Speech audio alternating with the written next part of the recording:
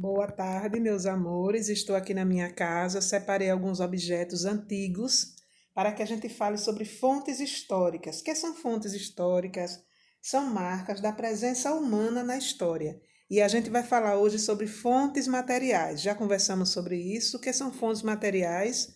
São fontes, ou seja, provas palpáveis que a gente tem à disposição para estudar sobre a história, não é isso? E a gente entende como foi a história de diversas civilizações, diversos povos, também através dessas fontes materiais. Então vamos fazer uma pequena viagem aqui pelo passado, através de algumas fontes materiais que eu tenho aqui. Por exemplo, esse quadro. Esse quadro lindo é de um artista chamado Joca Brasil. O quadro em si não é antigo, mas o que eu quero chamar a atenção de vocês é para a pintura. Veja bem o simbolismo dessa pintura. É uma procissão na roça. Antigamente, como eram as procissões, os enterros também eram assim, viu, gente? Então, tá aí o padre, tá aí o que a gente chamava de beatas e beatos, que são as pessoas rezadoras, as pessoas que viviam rezando em igrejas. E aí, tá aqui o simbolismo, a representação, na verdade, a representação de uma procissão. Como eu disse, bem poderia também ser o enterro, era dessa mesma maneira. Obviamente, sem a imagem da santa, muitas vezes eles carregavam a cruz. E falando sobre antigamente, já que eu falei sobre os enterros na roça, gente, muita gente era enterrada na rede, viu? Porque antigamente, muito antigamente, não tinha caixão, era uma coisa muito difícil. Inclusive, quando alguém era enterrado num caixão, deixava o corpo lá, enterrava e trazia o caixão de volta para ser utilizado por outra pessoa. Sabiam disso? Então, quando não era enterrado em rede, levado em rede, na verdade, depois colocado o corpo no chão e enterrado, era levado em um caixão, porém a pessoa tirava o corpo de dentro do caixão, enterrava e levava de volta para ser novamente utilizado, né? Então tá aqui a representação de uma procissão na roça. Então esse quadro, ele não é um quadro antigo, mas ele conta sim sobre os costumes antigos da roça, como é que eram, né? Falando em roça, vamos aqui. Eu tenho aqui, eu falei em roça por causa de Gonzagão, lindo, maravilhoso, tá ali um disco deles. Vocês já viram um disco de vinil? Aqui, ó, vinha assim, um disco de vinil, aqui. Então, o disco vinha aqui dentro, né? Era assim que as pessoas ouviam música antigamente. Eu já ouvi bastante música em vinil, até porque eu sou fã de vinil. Tenho uma coleção quase que completa de Luiz Gonzaga, dentre outros artistas. Aqui nós temos uma vitrola antiga, que também se chamava radiola, que era como a gente ouvia esses discos apelidados de bolachões. Está aqui o disco de Luiz Gonzaga, o Rei do Baião, o nosso mestre da música nordestina, um dos maiores artistas do mundo. Era assim que a gente ouvia. Então, colocava aqui. A gente perdia muito desses discos, gente, porque eles arranham com facilidade, viu? Então, aí depois vinha com a agulha, isso aqui é uma agulha aqui embaixo, colocava para tocar. Pronto. Tá desligado, obviamente não tá no som. Tem que ter o som, né, com as caixas. Aqui tá só a vitrola, só para vocês verem como é que era. E aí ela ficava girando assim com a agulha aqui, né? Ficava assim, ó, até começava girando aqui do início e chegava até o final. Quando chegava no final, você já tinha ouvido essa parte, o lado A, você ia para o lado B. Tinha que girar para poder novamente escutar. E aí começava tudo de novo. Ia tocando, conforme ia tocando, ia chegando aqui e aí parava. Então aqui temos uma vitrola, uma fonte material, uma amostra de como as pessoas antigamente ouviam música. Hoje é um objeto de museu, digamos assim. Muita gente deseja ter, não é? Quem gosta de antiguidade como eu. Assim como os vinis. Inclusive, tem alguns artistas que estão gravando em vinil, né? É um desejo pessoal deles para ter um disco em vinil, que é a paixão de muita gente. E temos aqui uma coisa a levar a outra, já que eu falei em Gonzagão, já que falei também como era o costume das procissões e dos enterros na roça. Vamos aqui. Temos aqui, vocês estão vendo bem o que é uma boneca. Aqui é uma boneca de feira, que era apelidada de bruxa. Chamava de bruxa por a bichinha ser assim, meio feinha, né? Algumas mulheres, antigamente era comum as mulheres saberem costurar, né?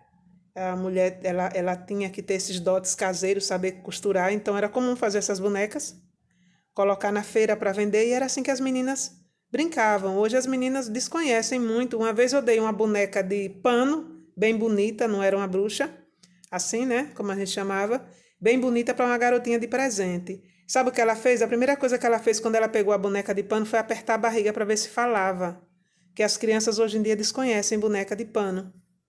Então tá aqui o exemplo de uma boneca de pano bem rudimentar, vendia nas feiras, hoje é praticamente impossível de encontrar, só em mercados que trabalham com turismo, chamava de bruxa, né, como eu já falei. Como eu falei do disco, chamada bolachão, né, da vitrola, chamada também radiola, temos aqui alguns DVDs que vocês conhecem, ainda está em voga, mas eu fiz questão de colocar aqui alguns DVDs, ó, que eu gosto muito de ouvir, né? Hoje está cada dia mais difícil, porque já tem o Blu-ray, né? E as pessoas ouvem mais música pelo computador, mas eu continuo gostando bastante dos meus DVDs. E aqui tem umas fitinhas chamadas cassete. Essas fitas cassete aqui era como a gente ouvia música antigamente também. Olha aqui, essas são de entrevistas, mas a gente gravava através do rádio as músicas, gravava e depois escutava. Uma curiosidade é que essa fita que vem aqui dentro, muitas vezes ela quebrava ou amassava, então perdia-se. Outras vezes dava para a gente enfiar uma caneta aqui dentro e girar, girar, girar para ela voltar para o lugar. Ou mesmo o dedo, a gente girava, girava, girava para ela voltar para o lugar. Eu vou fazer uma demonstração de como é que a gente utilizava essas fitas. Então, aqui está o som. Esse som antigo, não é tão antigo, mas é antigo. Ele vinha já com o local de colocar essas fitas, ó. A gente colocava aqui. Deixava. E pronto. Era assim que a gente ouvia a música nas fitas, tá vendo?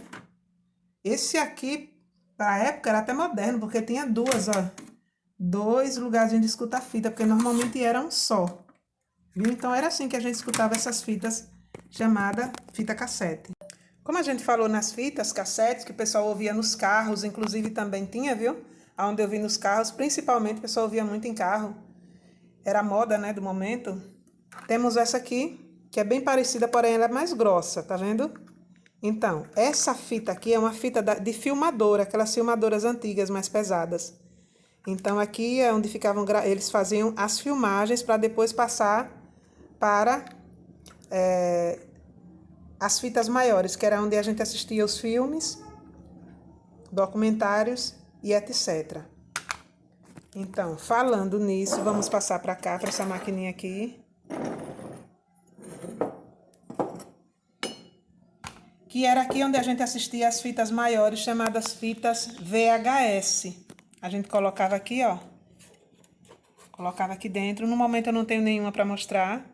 Era como se fosse um DVD, porém grosso. Aí a gente colocava aqui dentro, isso aqui ficava na televisão. E era assim que a gente ouvia, que a gente assistia os filmes e as gravações que eram passadas, muitas vezes dessa fita aqui, para essas fitas aqui mais grossas, certo? Que agora eu esqueci o nome e lembro já já. Vindo para cá, vocês estão vendo aqui, ó. Falando em fonte material, eu queria mostrar aqui esse CD, que é uma série de programas que eu fiz. Eu tinha um programa de rádio chamado Circuito Cultural. E aí é uma série de entrevistas. Essas entrevistas constam pessoas, inclusive, que já faleceram, pessoas do circuito cultural aqui da região. Então, isso aqui está gravado, a história de vida delas. Então, hoje, eu tenho outras fitas, várias, né, além dessa, hoje uma fonte cultural, uma fonte material de suma importância, esse CD aqui, porque consta a oralidade dessas pessoas falando sobre a vida delas, né? Como é que elas... como foi a história de vida delas desde sempre, porque que elas foram trabalhar com cultura. Normalmente são pessoas ligadas a grupos folclóricos. Aqui nós temos uns copões lindos. Sabe o que é isso aqui? Isso aqui é um antigo copo de chope. Antigamente tinha umas festas chamadas Festival de Chope. Eram as festas mais concorridas que tinham. Esses canecões aqui, o pessoal fazia coleção. Eu tinha mais, mas eu doei muita coisa que eu tinha, tanto para familiares como principalmente para memoriais. Então, eles tinham gravuras diferenciadas, tá vendo?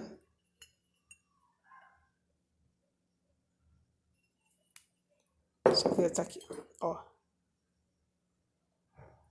Tá vendo aqui? Ó. Cada um era diferente, eles nunca eram iguais, viu? Então, deixa eu mostrar esse outro que para mim é o mais lindo. Olha só. Esses festivais de chopp, como eu falei, eram muito, muito concorridos. O que é chopp? Chopp é uma cerveja que é mantida em galões e ela sai sob pressão. Ela não vem em garrafa ou lata. E ela não é pasteurizada como a cerveja. A pasteurização faz com que a cerveja dure mais. E o chopp ele é um pouco mais forte. Então, tinha esses festivais onde as pessoas iam, ganhavam, né? Na verdade, era comprada a entrada, ganhava um copão desse, fazia coleção. Hoje é objeto mesmo de museu. Não existe mais esses festivais de chopp, não é isso? Vamos para outro objeto aqui. Outra fonte material que eu quero que vocês vejam, que vocês têm em casa, fotografias. Aqui sou eu, em uma apresentação teatral na Praça da Igreja. Aqui é no Colégio Nossa Senhora das Graças. Aqui também é no Colégio Nossa Senhora das Graças. Estão vendo isso aqui ao redor? Isso é pólvora e areia. Eu toquei fogo no palco mesmo. As freiras, meu Deus, não sei como não me expulsaram, mas foi uma apresentação maravilhosa, onde eu fui aplaudida de pé por todo mundo. Eu amei essa apresentação. Aqui tem outras fotos. Veja só que foto antiga. Mostra como era a prainha antigamente. Olha só. Que fonte histórica maravilhosa para a gente saber como era a prainha antigamente, tá vendo? Hoje ela tá com outra cara, mais moderna, né? Mas era assim que eram os bares. Olha aqui, ó. Tá vendo? Então, aqui é a prainha antigamente. Eu tirei essas fotos aqui através de um trabalho, de um projeto que eu fiz com os meus alunos.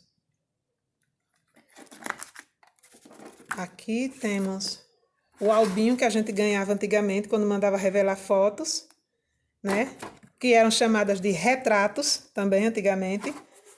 Aqui dentro eu não tenho fotos, mas eu tenho outro material interessante que são os postais, cartões postais, que a gente enviava pelos correios antigamente, como uma gentileza para alguém, né? Como é que você tá? Tudo bem, entendeu? Eram cartas curtas, rápidas, a gente escrevia atrás do postal. E muitas vezes esses cartões postais eles serviam para matar a saudade da nossa cidade ou mostrar como é que nossa cidade estava. Muita gente colecionou, inclusive eu, né? Eu tinha, como vocês podem ver, uma pequena coleção de cartões postais. Olha que proprial. Que proprial, que foi tirada de cima do Velho Chico, do Hotel Velho Chico. Então, deixa eu ver se eu tiro para mostrar como é que era. Eita! Então, aqui atrás a gente escrevia, tá vendo?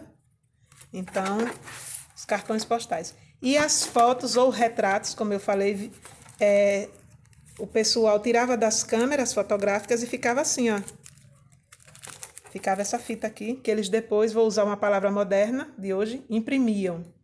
Então, para eles colocarem essa foto na mão da gente, como há pouco eu mostrei, vinham assim, ficavam assim e muitas vezes queimavam. A gente mandava revelar tipo 40 fotos, era tipo o máximo. Digamos que 20% ou 30% ou até mais queimavam. Então, para ficar desse jeito, a gente tinha que mandar revelar. Pronto, achei a palavra antiga, revelar fotos, não era imprimir. E muitas queimavam mesmo, então a gente acabava que muitas delas a gente perdia. Para a gente encerrar aqui, vamos falar, mostrar aqui esses objetos lindos, que fala também dos costumes, né? Que aí já é o patrimônio imaterial, que depois é que eu vou falar, né? As fontes imateriais. Mas por enquanto estamos em fontes materiais. Vocês estão vendo isso aqui? Aqui é um açucareiro antigo, muito antigo. Isso aqui beira 70, 80 anos, era da minha mãe.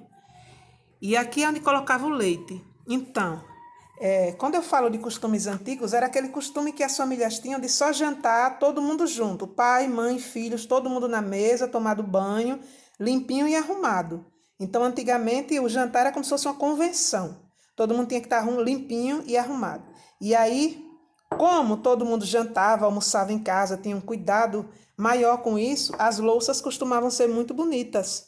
A mesa tinha que ser bem arrumada, porque era para a família comer, né? Então precisava ter uma recepção legal. Não é como hoje em dia que a gente come em pé, come na cama, come no sofá, não. Tinha que vir para a mesa todo mundo arrumadinho.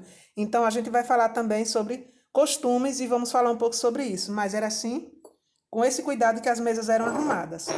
Aqui, como vocês veem, ó, era de colocar copos, ó. Um aqui, um aqui. E aí para servir. Aí levava assim, bem madame, né? Para a pessoa. Me dê um copo de água. As pessoas antigamente paravam muito nas portas. Hoje em dia não, devido à violência, mas era comum bater na porta e a gente abrir pedindo água. Então me dê um copo de água. Botava aqui os copos e ia servir a água, né? Aqui a gente tem um lampião, chamado também lamparina. Vários lampiões desses são a gás, mas esse é a querosene, viu, gente? Deixa eu mostrar aqui, ó. O querosene ficava nessa parte mais enferrujada aqui, tá vendo esse pino? Era para acender aqui, ó, aquela buchinha, né, que fica aqui dentro. E era assim que o pessoal da roça antigamente iluminava suas casas, porque não tinha energia elétrica em muitos lugares. Muitos desses, como eu falei, tinha botijões, entendeu? Mas esse é de querosene.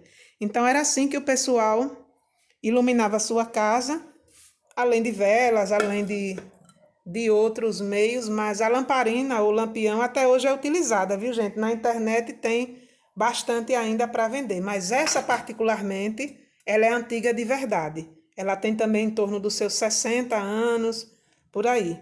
Eu estou esperando um momento para pintar, porque ela está toda enferrujadinha, mas eu quero resguardar o essa antiga, a pintura dela mesmo, deixar ela com essa cara antiga, sabe? Então eu tenho que ter um cuidado com relação a isso. Eu não quero modernizá-la, não é isso?